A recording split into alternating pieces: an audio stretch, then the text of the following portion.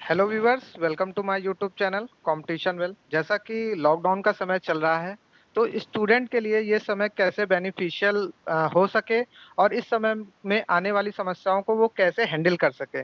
तो इस समस्याओं को सॉल्व करने के लिए आज हमारे चैनल पर हैं आईआईटी जोधपुर के प्रोफेसर डॉक्टर विवेक विजय सर, जिन्होंने अपना इतना बहुमूल्य समय हमें हमारे चैनल को दिया। So welcome sir.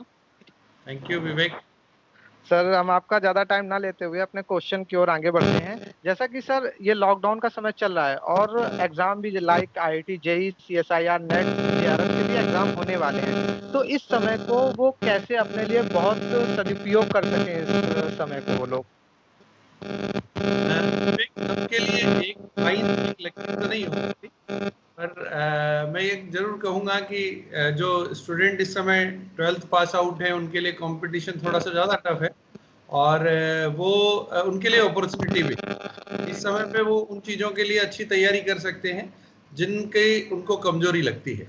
और मुझे लगता है कि उनके ऊपर किसी बाहरी उसका दबाव नहीं है, पर खुद के मोटिवेशन का जरूर एक वो रहेगा।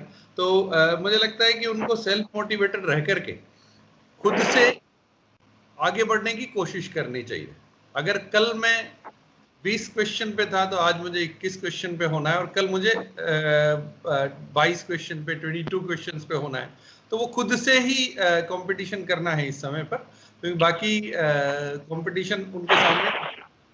तो मुझे लगता है कि टाइम का यूटिलाइजेशन शेड्यूल बना करके खुद को खुद से बीट करके करने की कोशिश करते हुए करें तो कंपटीशन के लिए बहुत अच्छी तैयारी इस समय हो सकती है। जी सर। जैसा कि सर मेरा क्वेश्चन, जैसे लॉकडाउन का समय चल रहा है तो इस समय कोचिंग लेना पॉसिबल नहीं हो पा रहा है, और मेरा ये जनरली भी क्वेश्चन है, क्या किसी भी एग्जाम के लिए कोचिंग लेना जरूरी है क्या। ये एग्जाम के ऊपर भी डिपेंड करता है। मैं सीधा सीधा ना तो नहीं कहूंगा, हालांकि मैं इसका पक्षधर नहीं हूं, पर जब हम देखते हैं वास्तविकता की नंबर ऑफ स्टूडेंट्स इतने ज्यादा होते हैं और नंबर ऑफ सिलेक्शंस उनके कंपैरिजन में देखे जाएंगे तो बहुत कम होते हैं। जैसे मान लो हम आईआईटी जेईई की बात करें तो 10 लाख 11 लाख 13 लाख तक स्टूडेंट नंबर ऑफ स्टूडेंट्स होते हैं, और उनमें से जब सिलेक्शन 10,000 का होना होता है, आईआईटी जेईई के पॉइंट ऑफ व्यू से बात कर रहे हैं, तो ऐसे में डेली भागना एक मैराथन दौड़ की तरह है कि डेली भाग रहे हैं, बहुत सारे लोगों के साथ में भाग रहे हैं। ऐसे में सबसे आगे खुद को रखने के लिए बहुत हाई लेवल पे मोटिवेशन जरूरी है। हाई लेवल पे मोटिवेशन इसलिए मैं कहूंगा कि अगर मान लो हम अपने आसपास वाले लोगों को नहीं देखें तो फिर हमको लगेगा कि नहीं, हम आगे ही बढ़ रहे हैं। पर जब तक हम अपने आसपास अपने प्रतिद्वंदी को अपने बराबर का लेकर के नहीं चलते तो फिर वो कंपटीशन की भावना हर लेवल पे हमको सेल्फ मोटिवेशन नहीं दे पाती।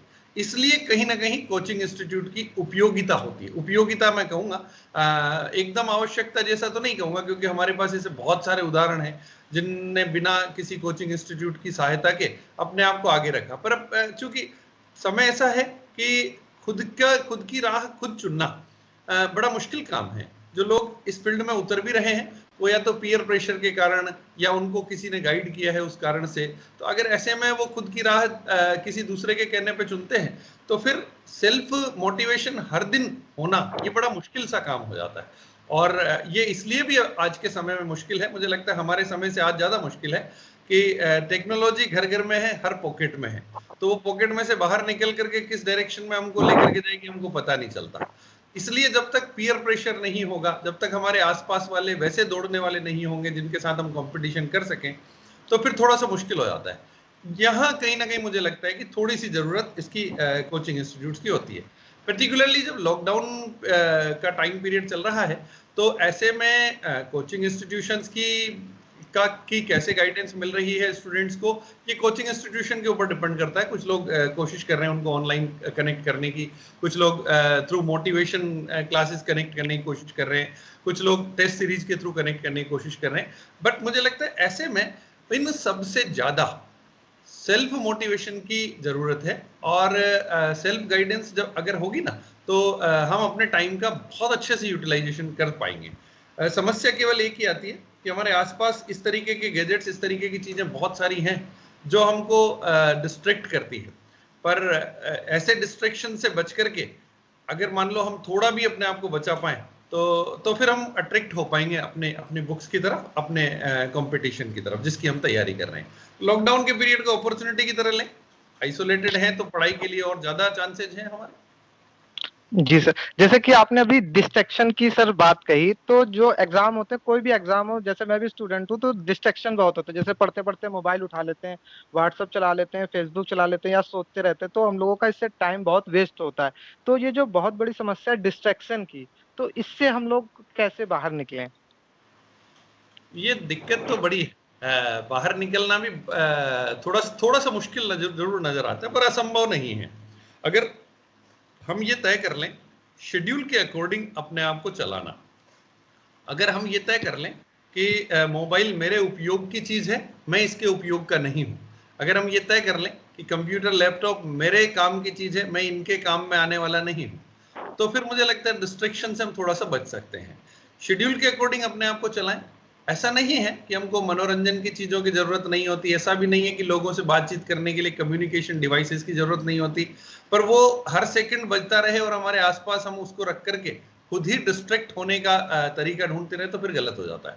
तो मुझे लगता है कि हम तय कर लें कि हमको इन 2 घंटे के बीच में मोबाइल देखना है, इस 1 घंटे में टीवी देखनी है, या इस 1 घंटे में अपने दोस्तों से बात करनी है। कंपटीशन जब टफ होता है तो फिर इन चीजों से दूर रह करके ही एक एक सिंपल सा वो है कि आप जैसा मैं पहले कह रहा था, आप ऐसा समझिए कि मैराथन दौड़ रहे हैं। लगातार दौड़ जरूरी है, बहुत तेज नहीं भी दौड़ेंगे ना, तो लगातार दौड़ जरूरी है। और वो लगातार दौड़ में जब आप सबको पीछे रख रहे होते हैं तो उसके लिए जरूरी है कि हम कंसिस्टेंट रहें। नियमितता हमारी कंसिस्टेंसी को आगे रखती है। वो नियमितता तभी आएगी जब हम इन चीजों को अपने सहारे के लिए यूज करें, उनका सहारा हम खुद को नहीं बनने दें। तो अगर ये एक सेंटेंस ध्यान रखें ना, तो मुझे लगता है कि हम डिस्ट्रैक्ट नहीं होंगे।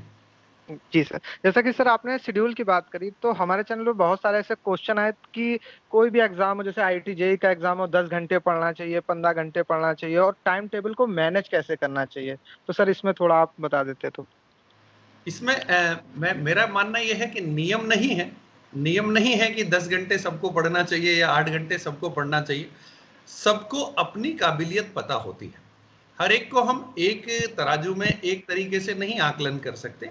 तो अब उसका तरीका यह है, पहली बात तो मैं ये कहूंगा कि आजकल जो मिथ बैठा हुआ है ना, रात को लेट तक पढ़ना, सुबह लेट तक जगना, इसको कहीं ना कहीं हमको दूर करना चाहिए। कोशिश करनी चाहिए एक एक घंटा करके हम उसको कम कर सकें, और सुबह जल्दी उठने की हमको कोशिश करनी चाहिए। जल्दी का मतलब मैं ये नहीं कहूंगा कि 4 बजे, 3 बजे, 5 बजे उठ जाओ।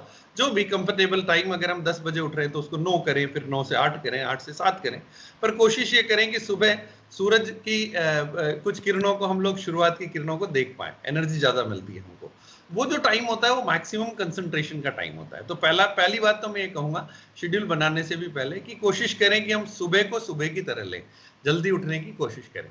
नंबर 2 ये है कि हम अपनी स्ट्रेंथ को देखें। SWOT एनालिसिस इसको मैनेजरियल भाषा में कहते हैं, पर मैं सिंपल एक ही बात कहूंगा, अपने स्ट्रेंथ को देखें, उस स्ट्रेंथ को यूटिलाइज करें। अगर हमारी स्ट्रेंथ एनालिसिस में ज्यादा है, अगर हमारी स्ट्रेंथ कैलकुलेशन में ज्यादा है, तो उस स्ट्रेंथ का भरपूर उपयोग करते हुए हम शेड्यूल बनाएं। शेड्यूल में ये ध्यान रखें बनाते समय में कि हम ये जानते हैं कि दिन का पूरा समय हर मिनट बराबर के उपयोग का नहीं होता। सुबह के समय पे हो सकता है कि हम बहुत अच्छे से कंसंट्रेटेड रह करके पढ़ सकें, उसके बाद में हो सकता है हमको थोड़ा सा आलस आने लगे। तो उसको इस तरीके से मैनेज करें कि वो आलस का जो टाइम पीरियड होता है ना, उस टाइम पीरियड में हम कैलकुलेशन वाली चीजें, एनालिसिस वाली चीजें इस तरीके की रखें जिनमें इंटरेस्ट आता रहे, चलती रहे। कुछ ऐसी चीजें जिनमें जिनको रोटन वे में ही किया जा सकता है, उनको ऐसे टाइम पे रखें जबकि हमको आलस नहीं आता। तो मुझे लगता है उस तरीके से अगर शेड्यूल बनाएंगे तो बढ़िया रहेगा। हाँ, पर इसको अदर वे में देखेंगे ना तो शेड्यूल बनाना आसान होगा। मैक्सिमम मुझे लगता है कि 7.5 घंटे का जो टाइम पीरियड होता है सोने के लिए, वो मैक्सिमम होता है। उसके अलावा हम ये तय कर लें कि हमको 2 घंटे खाने पीने के बिताने हैं, 1 घंटा मनोरंजन का बिताना है। उसके अलावा जो बाकी टाइम बचता है उसको इस तरीके से मैनेज करें कि हम उस शेड्यूल में अपने टारगेट की डायरेक्शन फिक्स कर सकें। तो जी शेड्यूल सबका अपना अपना अलग अलग हो सकता है, बट मुझे लगता है कि उसको सुबह से लेकर के शाम तक इस तरीके से अगर मैनेज किया जाए कि हम जो आलस का पीरियड होता है उसको कैलकुलेशन या एनालिसिस के लिए रखें तो ज्यादा फायदा होगा। जी सर, जैसे कि सर आपने स्ट्रेंथ की बात कही थी कि जैसे कि अब 2-3 महीने ही रह गए हैं, लॉकडाउन हटने के बाद एग्जाम हो जाएगा। जैसे स्टूडेंट के कुछ सब्जेक्ट में कम अच्छे होते हैं और कुछ सब्जेक्ट में बहुत अच्छे होते हैं, तो उस समय किस सब्जेक्ट पे ध्यान देना चाहिए और किस सब्जेक्ट को छोड़ देना चाहिए? अब इसमें ना अलग अलग तरीके के आंसर हैं। टू बी वेरी प्रिसाइज, अगर मैं जेई मेंस के पॉइंट ऑफ व्यू से बात करूंगा तो उत्तर अलग होगा, और जेई एडवांस के पॉइंट ऑफ व्यू से बात करूंगा तो उत्तर अलग होगा। जेई मेंस के पॉइंट ऑफ व्यू से हम ये सजेस्ट करेंगे कि छोड़ना कुछ भी नहीं है, और एडवांस के पॉइंट ऑफ व्यू से हम ये सजेस्ट करते हैं कि जिसपे अपने को लग रहा है कि हम ज्यादा कॉन्फिडेंट हैं, उसको अपने स्ट्रेंथ मान करके बाकी चीजों को हम स्लाइटली इग्नोर कर सकते हैं। पर मेंस के पॉइंट ऑफ व्यू से तो मैं ये कहूंगा कि एक चीज का ध्यान रखें, जितने ज्यादा से ज्यादा क्वेश्चंस की प्रैक्टिस कर सकते हैं। आज अगर हम 60 क्वेश्चंस पर पहुंचे हैं तो कल हमको 70 पे पहुंचना है, परसों हमको 80 पे पहुंचना है, वो वाली कोशिश करते रहे। और बहुत ज्यादा डिफिकल्ट अगर ऐसा लग रहा है कहीं ना कहीं कोई छोटा मोटा टॉपिक, तो उसको छोड़ा जा सकता है। पर मेंस के पॉइंट ऑफ व्यू से हर चीज में छटनी करना संभव नहीं, एडवांस में किया जा सकता है। एडवांस के पॉइंट ऑफ व्यू से ये है कि बहुत सारी चीजें ऐसी होती है जो जिन पे हमको कॉन्फिडेंस नहीं रहता, तो उनको छोड़ा जा सकता है, तो उसमें जब बहुत ज्यादा मैटर नहीं करेगा। सर मेरा अगला क्वेश्चन सर ये है, जैसे कि कोई भी एग्जाम होता है, तो जब हम लोग एग्जाम देने जाते हैं तो हम लोगों के में बहुत फिजिकल और मेंटली चेंजमेंट उस समय होते हैं, जिससे एग्जाम पे भी बहुत इफेक्ट पड़ता है। तो उस मेंटली और फिजिकल चेंजमेंट से कैसे बचा जाए? एक्चुअली फिजिकल तो बहुत ज्यादा नहीं मैं कहूंगा वो, और फिजिकल अगर होते भी हैं तो वो मेंटल चेंज के कारण ही होते हैं। हम जी सर। अपने आप को मेंटली अगर स्ट्रांग रख पाए तो एग्जाम को बहुत अच्छे से दे सकते हैं। और मुझे लगता है कि एक बड़ी अच्छी बात जो हमारे प्रधानमंत्री जी भी बार बार कहते रहते हैं, हमको ये ध्यान रखना चाहिए कि examination day is none other than another day. एक और दिन है बस हमारे, जैसे हम पढ़ते हैं उसको जिस तरीके से यूटिलाइज करते हैं, एग्जामिनेशन डे को भी वैसे ही यूटिलाइज करना है। हाँ, हम एक बात जरूर सोच करके जाए कि अगर हम टेंशन लेकर के एग्जाम देने के लिए जाएंगे और टेंशन लिए बगैर एग्जाम देने के लिए जाएंगे, तो कौन सा हमारे लिए बेहतर होगा। अगर हम टेंशन लिए बगैर जाएंगे, बिल्कुल आराम से चुस्त दुरुस्त होकर के एग्जामिनेशन दें, और अगर हम टेंशन लेकर के एग्जामिनेशन दें, तो जब टेंशन लेकर के एग्जामिनेशन देंगे तो उससे हमको क्या ऐसा फायदा होने वाला है जिसके कारण हम जबरदस्ती का बर्डन लेकर के आगे बढ़ते हैं। तो मुझे लगता है कि अगर ये सोच खुद पहले से ही रखें, पहले से अपने मन में बैठा करके रखें, और इसके लिए थोड़ा सा आसपास का जो वातावरण है ना, उसको भी मैं जिम्मेदार मानता हूँ कि जो लोग आसपास हैं वो भी बार बार इस चीज के लिए उसको प्रेरित करते रहे, जो एग्जाम देने वाला है स्टूडेंट है उसको प्रेरित करते रहे कि बहुत ज्यादा टेंशन की बात नहीं है, अटेंशन की बात जरूर हो सकती है, टेंशन की बात नहीं है। अटेंटिव रहें बट टेंशन नहीं लें बहुत ज्यादा, उस समय पर टेंशन लेने से किसी का कोई लाभ होने वाला नहीं है। जी सर, जैसे कि आज की बहुत बड़ी समस्या हो गई है, मेरे क्वेश्चन भी बहुत इस टाइप का है कि जैसे कि किसी स्टूडेंट को किसी अदर फील्ड में इंटरेस्ट है, पर उसके माँ बाप किसी अदर फील्ड में उसको भेजना चाहते हैं, तो उस सिचुएशन में स्टूडेंट को क्या करना चाहिए और कैसे करना चाहिए? देखो इसमें क्या है, मेरा उत्तर हमेशा ये प्रश्न कई जगह पर कई लोगों ने मेरे से पूछा है, और मुझे ऐसा लगता है कि पहले तो अपना इंटरेस्ट स्टूडेंट अगर खुद बहुत अच्छे से ढूंढ लेता है, माँ बाप कभी भी ये नहीं चाहते कि कोई भी पर्सन अपना डिसइंटरेस्ट रख करके काम करे। वो ये जरूर सोचते हैं कि अगर ऐसा हो तो ज्यादा अच्छा होगा, इस फील्ड में जाएगा तो ज्यादा अच्छा होगा, पर ऐसा बिल्कुल धारणा बना करके नहीं चलते। कोई 0.1% लोगों को छोड़ दिया जाए तो बाकी पेरेंट्स धारणा बना करके नहीं चलते कि मेरे अनुसार ही चले। लेकिन समस्या कहाँ आती है कि जब वो अपने बच्चे को मशक्कत करते हुए देखते हैं, जब वो द्वंद्व की स्थिति में, ड्युअलिटी की स्थिति में पाते हैं उनके अपने बच्चों को, तो प्रॉब्लम होती है। उनको लगता है कि भाई ये अपनी डायरेक्शन खुद डिसाइड नहीं कर पा रहा, ये बार बार इससे पूछता है, कभी उससे पूछता है, कभी किसी से पूछता है।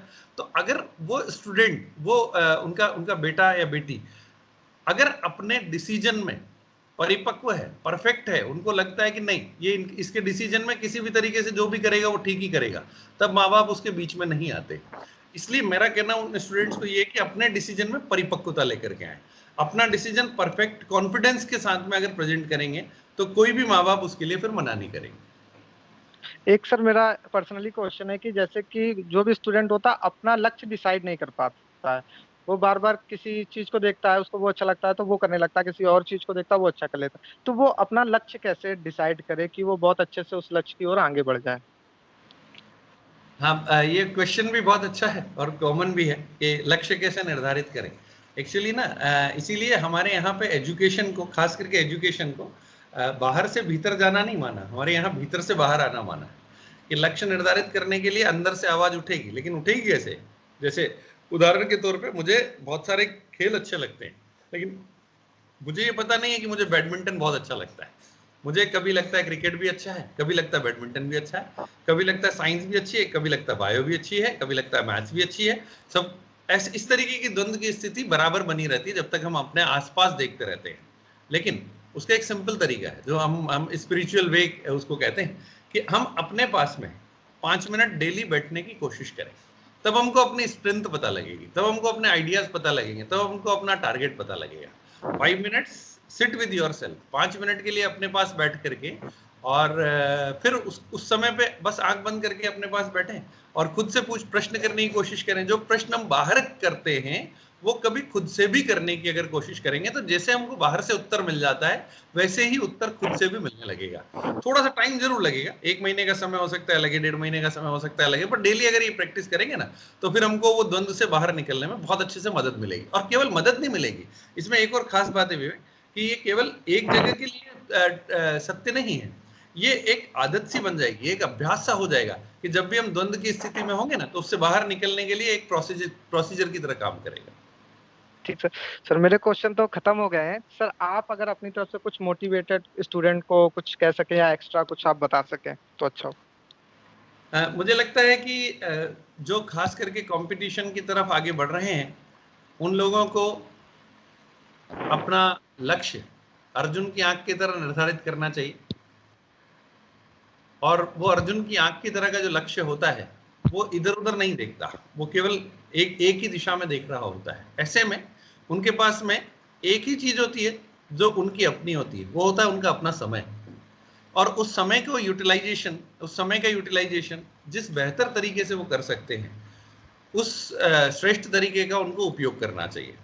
बार बार लोगों के पास जाकर के उनसे अपने प्रश्नों का हल मांगने के बजाय खुद के पास बैठ करके कभी खुद से भी पूछें। उन प्रश्नों का हल हमको अपने पास से जब मिलेगा ना तो बहुत प्रगाढ़ मिलेगा, वो भी कोशिश करें। बार बार बाहर जाकर के मोटिवेशन लेने के बजाय खुद अपने आप में मोटिवेट हो पाएंगे अगर वो अपने पास में बैठते हैं तो मुझे लगता है लक्ष्य निर्धारित करें, खुद के पास में बैठें, सेल्फ मोटिवेटेड रहें, और अगर मान लो बहुत ज्यादा उसके प्रति उतना वो नहीं रहे एसोसिएटेड लक्ष्य के प्रति, अगर मान लो हम जिस चीज की तैयारी कर रहे हैं उस चीज के लिए हम उस समय पर वो हमको नहीं भी मिल पाई तो भी बहुत ज्यादा चिंता का विषय नहीं होगा। फिर हमको लगेगा कि नहीं, इस रास्ते में हमने बहुत कुछ सीख लिया है, इस रास्ते में हमको उतना कुछ मिल गया है जिससे हम आगे बढ़ सकते हैं।